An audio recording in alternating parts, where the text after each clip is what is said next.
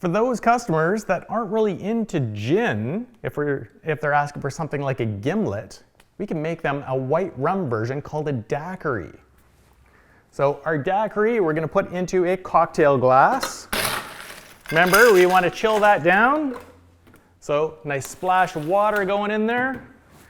We're going to go with our mixing glass and 3/4 of a glass full of ice. How much gin did we put into our gimlet?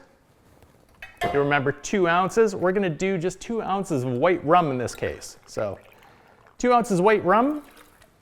We also had a mix going into that gimlet. Lime. So let's go with an ounce of lime. Same kind of thing. And because we end up putting sour in there, we need to put some sweetness in there too to offset the sourness of the lime juice. So we're going to go with 1/2 ounce of lime. Our method of mixing, because we end up adding that juice in there, is shaking. So doing the same thing. Shaker tin on top, couple of hits, make sure it's always good and sealed. We'll shake this up. And we can then go and strain our cocktail into that chilled glass. So dump out your chilling ice. Give it a nice little dump inside there. And we'll garnish this one with a lime. We use lime for a mix.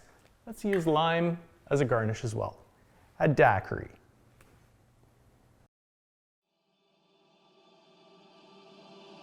Start Bartending is an online course covering everything you need to know to confidently begin as a bartender.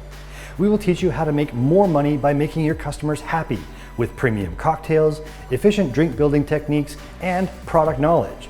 Go to startbartending.com to sign up for the course that can change your career and create new opportunities for you.